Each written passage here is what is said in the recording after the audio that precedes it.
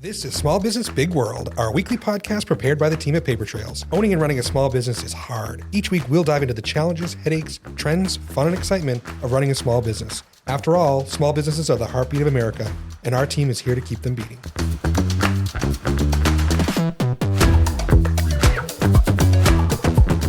Welcome to another episode of Small Business Big World. Today, my guest is Lauren LePage from Fire Strategies. Welcome, Lauren. Thank you. Great to be here. Excellent. Thank you.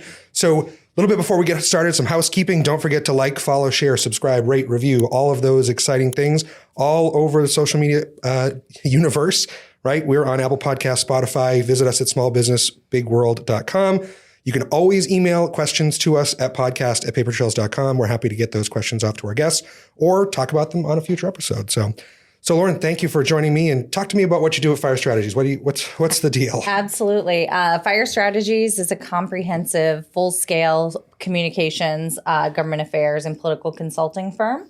So we do everything from helping candidates to get elected, and then we have an array of government affairs clients where we provide lobbying services, and we also do some crisis communications work. Awesome. So that's the big topic today, is lobbying for small business, Yes. right? So certainly I can tell you, and all of our clients can tell you, is the state and the federal government, and even at the local level, we're seeing, more and more regulation, compliance-driven stuff coming down the road, and it's a challenge for our small business clients to continue to maintain compliance. So what is government affairs? How does it all work? How does the lobbying practice work? We think of these big lawyers out there, knocking on the halls of Congress, but what does it really look like? Yeah, so it really looks like it's, as you know, you run a small business. You don't necessarily have time to be in Augusta and monitor legislation, testify, follow up, talk to your reps, and all of that. So a lobbyist will come in and basically say, what is your scope of issues? And then it's my job to go do that work on behalf of the client. In this case, a small business. Awesome. So when we talk about that government affairs process, that lobbying process, what types of issues, are you seeing folks really, go after, right? Is it a one issue thing? Is it an industry specific thing? It probably depends, right? I think you could say lobbying services cover the full gamut from, we've seen like different, social issues, but really the focus, I think, in Augusta has been on hourly wage and labor issues, and energy issues have been a huge focus over the last couple of years, specifically impacting the business community. Those two topics seem to be the biggest. So energy, I know you and I have talked about that an awful lot, right? Things are expensive here in Maine in terms of energy. So when a business client comes to you and they say, Lauren, we want to introduce a bill, does that happen? Yes, absolutely. So that happens quite often. I actually represent the Towing and Recovery Association of Maine, who came to me last year, and they needed some help with liability insurance coverage. So we were able to get a bill introduced, and then we went and passed the bill for them last session to help them with one of the hurdles they were facing. And that means working through the whole legislative process, right? It's finding someone to sponsor the bill, someone to, work it through committee, get it to the floor, lobby for votes, exactly. all that kind of stuff, right? Yes. So I think, we talk, I think the news and TV kind of sensationalizes how, laws are made, right? But is it really that dramatic? Is there a lot of, is there a lot of back and forth? Is there a lot of excitement, a lot of, horse trading to get this to happen? Or, are we trading votes? What's the strategy? No, I think generally, lobbyists are really, we tend to sort of provide the subject matter expertise. So if I don't know as the lobbyist, I certainly have access to someone in the industry who can provide the expertise. And our job is often to educate and try to influence policy through education. So I would say there's a lot less sort of house of cards, horse trading happening, and a lot more just really good faith education to try to minimize whatever negative impacts may come of whatever piece of legislation is in front of the legislature. So really it's that education piece, right? That's the, I think, I've said this before, particularly here in Maine, we have a citizen legislature, right? And they're not, they may not be super sophisticated, right? There are lobstermen and, restaurant owners and those kind of people working in these jobs. And particularly in our industry, when we've looked at, lobbying efforts, really educating the committees and the legislators about what the issue is and how it works and the mechanics and the finance in the background, right? How much of a challenge is that, right? Yeah, and I think it makes sense because you have folks that come from all walks of life that serve in the Maine legislature, and everyone brings a certain expertise to the table. Every single person in the Maine legislature is there with pure intentions, with a certain expertise. but you're dealing with issues across all of the different sectors, and it's impossible to be an expert in every single issue. So I think lobbyists can provide a lot of education to those folks who may be dealing with a policy area for the first time. So what kind of impact, you mentioned that you had a client that was trying to help you introduce a bill for. What other kind of issues are out there? I mean, we've seen wage and hour seems to be a big one recently, right? I know, for a lot of our clients, that's a big deal. Well, everybody, it's a big deal. But I mean, are there any themes you're seeing across the state or across the country in terms of legislation that's been coming out? Absolutely. I mean, I think we've seen a huge push in the energy sector to attain, climate goals. But as part of that, there is a delicate dance where, yes, we want to embrace renewable technologies, but at the same time, Maine's electricity rates are incredibly high and can be cost prohibitive to not only small businesses, but also Maine ratepayers. So I think it's finding that balance between embracing technology at the same time, sort of making sure that we are not uncompetitive when it comes to our electricity rates, which I would argue at this point we are. Right. So I'm your client. I come in. I say, hey, the legislature has introduced a bill that says I own this kind of business and I have to paint my building blue, right? That's probably not going to happen. But if we said that, right, and I wanted to say, no, I want a green building, right? What steps do you take to kind of lobby on behalf of your clients? And if there's a bill in the legislature that could adversely impact a client, what does that look like in terms of working that through the process? 100%. So I have clients where I will see a bill and I'm like, ooh, this might have adverse effects to my client. So what I'll do is I'll take the bill, I'll send them the bill. I'll say, what are the unintended consequences here? Is this going to affect the industry? Next thing is they provide feedback. I take that feedback and I make a list and I say, who are my allies and who's the opposition on this particular bill? And the most important thing that we can do as lobbyists is coalition build. You want your clients to have a coalition of folks who care about the issue with them. And so I spend a lot of time working with other lobbyists to sort of collaborate if they're impacted by the same bill, but maybe in a different way or a different section. And that's how a lot of this stuff gets done. I mean, it really is a ton of collaboration under the state house dome. And that's great, right? I mean, the more people that are working together, the better the outcome, right? Yes. So, and I think, in my experience, I've seen a lot of times the state may not even understand this. I've seen bills introduced by state administration that have changed, or they've obviously found a sponsor, but, the state doesn't even understand how it truly impacts and, cost studies and all those kind of things, cost impacts, whatever.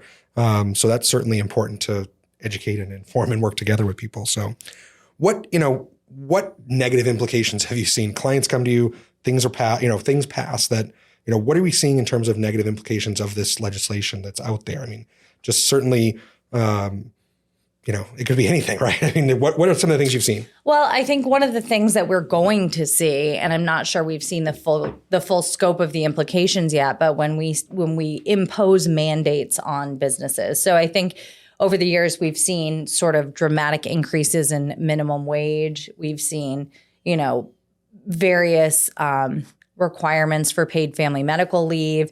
We've seen a lot of these different policies that will increase the cost of doing business, and that can't really be argued with. And sort of how do those costs get passed on to the consumer? And then what does that look like? I'm not sure that we've seen the full scope specifically on paid family leave, but I think we will see that in the coming months and year or two, and we'll see how that goes. But that is sort of, as we've seen, the cost of doing business really does impact people's quality of life and what they can afford. Sure. I mean, I think here in Maine, I'll use us as an example, right? We're seeing our legislature, in my opinion, follow the wave of a lot of this social, justice kind of regulations that are going on across the country. Like they started in California and they're making their way this way. And I think that has had an impact on, from my perspective, we own a payroll company, right? It's been great for business. It's great job security, right?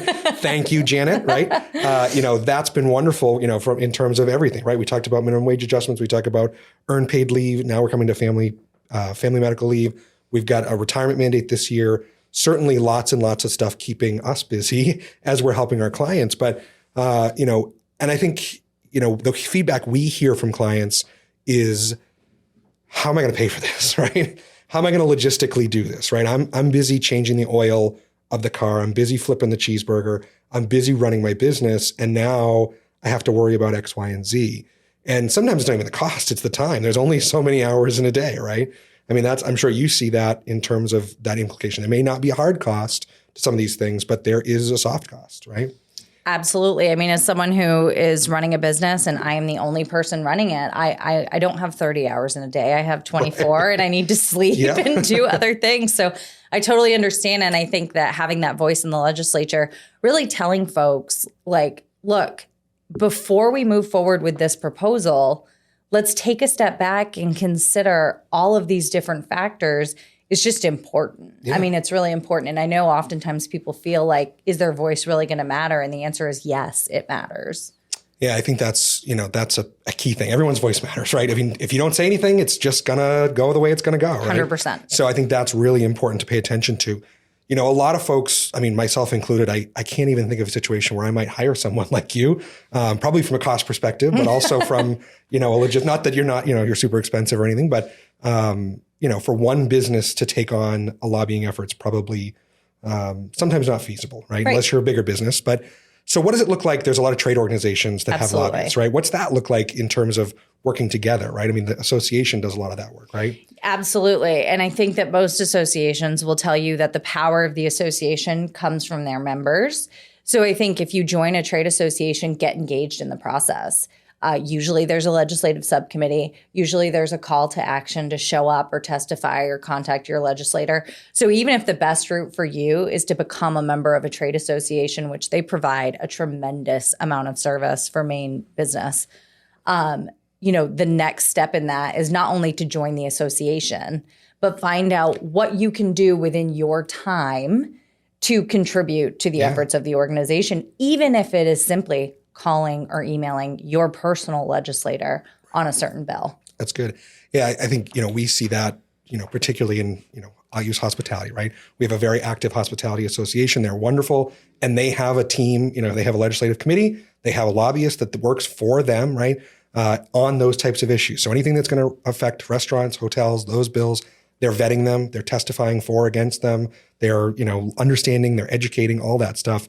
So you're getting, for a membership fee of $500 a year maybe, or something around that, you're getting huge value in terms of representation, right? Absolutely. And I think that they would often say, like, sometimes as lobbyists, like legislators see us every single day. So it's nice if you can get active and show up on a big day, because it's a change of face and it's a different voice. And sometimes hearing from the actual business can be incredibly powerful.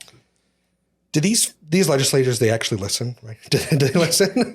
Yes. So I will say, although I think things can get partisan in Augusta, we are not Washington, D.C., and you can still have an impact. So I know that it's super frustrating sometimes if things don't go your way. But the reality is, like, Maine is a small state. Your legislators are very accessible. And I've found that anyone will have a conversation. So I found that I can have a conversation with just about anyone under the dome, and it can be productive. Now, we may not come down on the same side of an issue, but there will be a conversation Which had. is nice, right? They don't have 30 staffers, guarding them and being the gatekeeper, right? No. And that's, I think, the case in most state legislatures, not just unique to Maine, right? I mean, I think that's across the country. I mean, unless you're in California or Texas or Florida maybe, but. And I think one thing that happens is I think we all get really, drawn into the drama of DC, right? And we all pay attention to what's happening in DC, but there are things happening in DC. There's nothing happening, really. There's a lot of drama. There's a lot of fighting,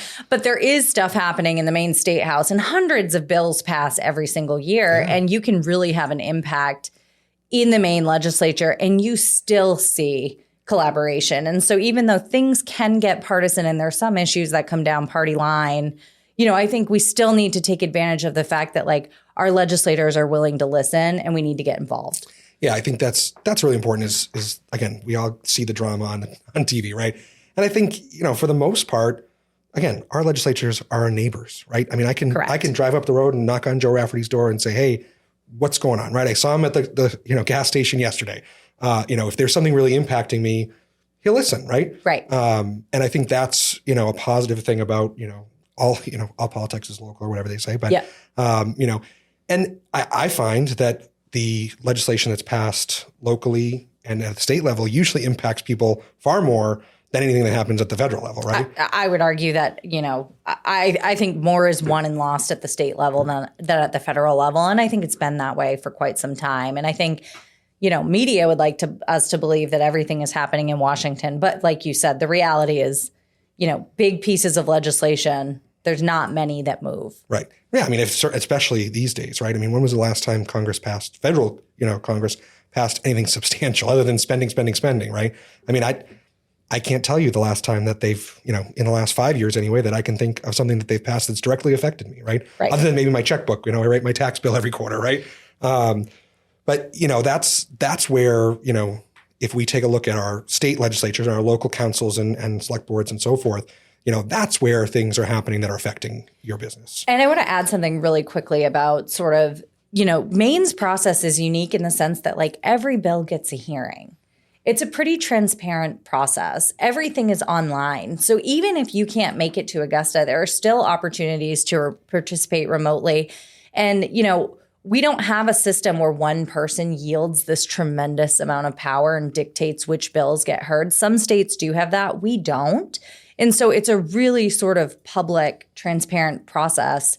And if you want to get involved, there are certainly opportunities that don't require you. I know certainly down here, I live in Sanford, it's a haul to get to Augusta. Yeah. So I would encourage folks to learn about those, and trade organizations are the perfect way to start dipping your toe in the pool to get engaged in the legislative process. So what other ways can folks get engaged? I mean, certainly I'm not writing a bill. I'm not writing a law. Certainly I may say, hey, this is something I'd like to see, but if there's some issue in my industry that I really want to see some change on, how do I start that process? I would say reach out to your legislator and invite them to your business. Have a conversation with them and open the door. That is number one. Number two, and I know, folks oftentimes in the private sector don't want to be politically engaged, but the reality is it is important to have those relationships with your legislators, and it is important to get engaged, and it is important to learn and support candidates who are going to go to Augusta and pass policies that will help your small business grow. So, I'll be the one to say it. You have to get engaged. The days of sitting on the sideline and being sort of non-political, I think are coming to an end. And that's, perfect segue. Monday, I found myself at a political event, and I didn't even realize it, but I was wearing a paper trail sweatshirt, and there were pictures being taken. And I'm like, I can't be having pictures taken with this. Nobody needs to know what I'm doing, but not that I don't want to support causes and see things moving forward, but it is that fine line for business owners where I don't want to, anger any of my customers. I don't want to push people away. Certainly, there's the other side where you might attract customers in that, but I think is a challenge that small business owners see. And maybe sometimes using the trade organizations, using a lobbyist or something might be a better route. Yeah. And I want to say, I think that you should get engaged. I don't necessarily think you need to be partisan, or I don't think you need to be like out there being a hot rod and, throwing yourself upon every sword. You know what I mean? But I do think it is important to, at the very least, establish relationships with your personal legislator. So if you do have a legislator in your district and your business is facing some issue, call them up and invite them to come over and see your business, tour your business, meet your employees, talk about the issue. There are things you can do to get engaged in the process that you still won't run the risk of sort of being perceived as a hyper partisan. Right, which that's in today's world, as we know, business owners get canceled all the time, right? It's the cancel culture. And I think that's the fear that I have as a business owner. That's a fear a lot of our clients have as a business owner, saying, gosh, I really believe in this issue, but I'm afraid to speak my mind because I don't want to anger, this set of clients or whatever. That's a real issue for small businesses. I think there's good solutions too. So what's the relationship between the state legislature and the federal legislature? I mean, is there anything that's happening here that we're pushing to Washington or back and forth, or, is there a relationship there? Or are they pretty independent? Well, I think they operate pretty independently of each other, but I do think you will see the federal delegation reach out. I think it happens less with the legislative bodies and more so with the chief executive. I think that there is a line of communication talking about what is happening at the federal level, how that's going to impact the state. And, are there issues we're trying to deal with at the state level that may be better served dealing with at the federal level? So I think there is always a dialogue, but I would say that generally we don't see our federal elected officials sort of getting hyper engaged in the state legislative process because they believe that's really the state legislative business. Sure, states' rights, right? We go way back, right? Constitutional law, right? There's this thing. But I think I think that there's always a dialogue, and I think conversations are had, but like we don't see sort of federal elected officials really wading into state level discussions. I think, that's inappropriate. Sure. And plus they have plenty of stuff to keep themselves busy too. They have enough going on. Right. I think drinking from the fire hose that is Washington, D.C. Yeah, that's for sure. So are there any, if you had any advice for a small business owner to get involved or pay attention, or what resources are out there for a small business owner to even pay attention to what bills are coming onto the table, right? I mean, I try to keep an eye on it and I watch the news, but is there anywhere that business owners can go to find that information out rather than digging through everything? Of course. So I would say like the first step is, in your industry, is there an association? Because associations are going to boil everything down for you and sort of deliver a newsletter and give you the highlights. And that is by far, I think, as a small business owner, the easiest way to get engaged.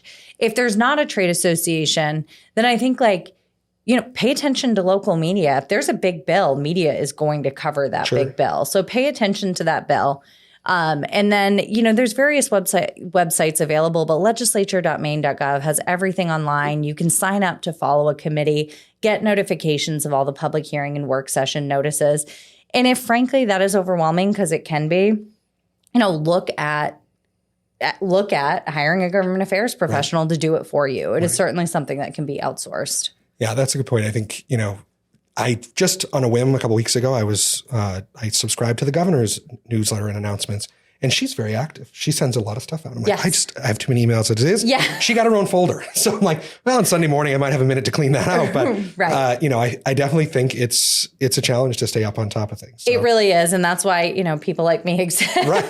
And, we exist to provide a service, but that service is staying on top of that for you and providing report backs and getting your feedback. Yeah. So, I think there are multiple ways to do it, but I do think trade associations provide tremendous value for folks. Yeah, especially on the state levels. I mean, we've talked about trade organizations on this podcast before, and I think there's a tremendous value. And the big thing about those trade organizations, like you said, is you have to get involved. Yes. You can't just pay your dues and forget about it, right? No. You're not going to get any value out of it if you're not putting value in, right? Right. So. And I would argue that also like a chamber of commerce is a very similar place as well. I know that join your local chamber. Generally, they've got a legislative subcommittee.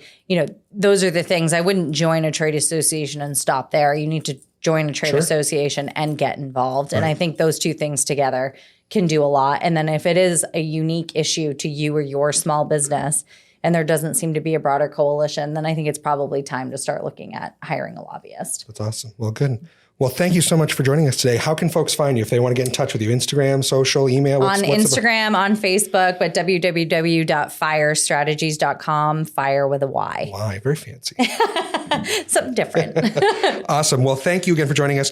Remember, please like, share, follow, rate, review, all those fun things. We're on Facebook, Instagram, TikTok, all the podcast platforms and so forth. And again, you can always email us, podcast@papertrails.com. If you have any questions about anything we've talked about or want to see something in the future, we're happy to talk. So thank you again. We'll see you next week.